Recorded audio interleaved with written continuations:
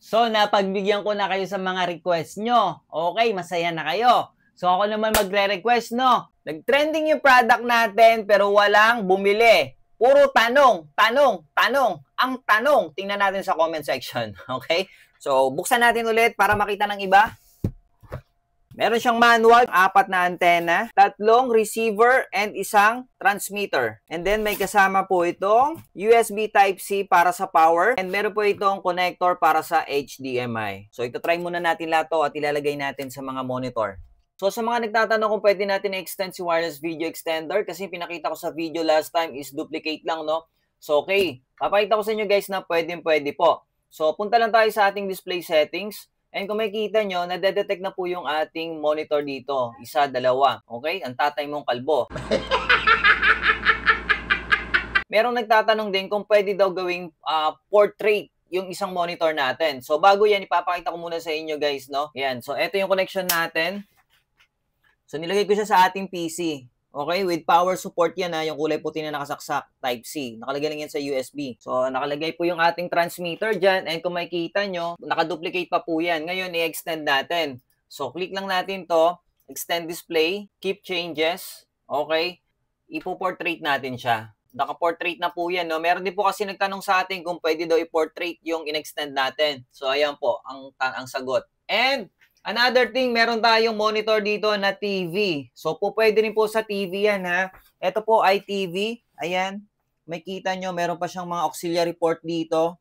So, TV po yan, ha. Next naman natin is magta-try tayo ng games. So, eto guys, no, tetest natin siya sa Valorant para doon sa nagtatanong kung malag ba siya sa games, no. So, tingnan nyo na lamang sa mga screen from our TV and from our mobile phone and dito naman sa ating PC monitor. Ayan, no? So, ito po siya, guys, no? Nakakonect po yan. So, pag tinanggal ko yan, mawawala, di ba? So, babalik natin. O, para maniwala lang kayo. So, etong mobile phone is nakakonect po yan via 5G. Kasi yung transmitter natin, pwede po siya mag-share din ng, ng wirelessly. So, ayan. Kita nyo naman sa screen, ha? Legit na legit yan. By Lemorel. And again guys, pwede naman kayo bumili ng 1 piraso lang kung gusto nyo. Meron ding 2. Okay? Yung iba kasi nagulat sa presyo. Malamang 4 po yan. Meron po kasing single lang, 1 TX and 1 RX. Transmitter and receiver. Meron ding 2. So ayan guys, no?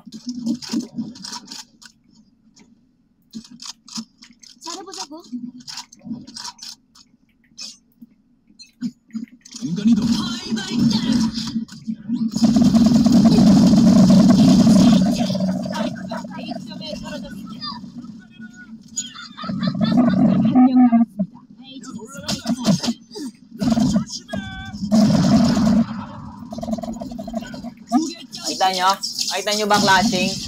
Naglag ba? Hindi, di ba? So, okay na tayo guys, no? Tested sa games.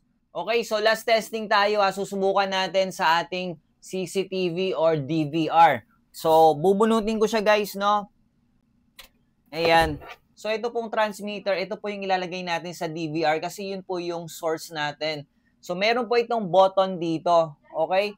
So, meron po itong button dito. Ipe-press lang natin yan para mag-paired sila sa ating mga receiver. Okay? So, transmitter, receiver. Plug na natin siya. So, makikita nyo, ito yung monitor natin. So, lagay ko na rin siguro to dito.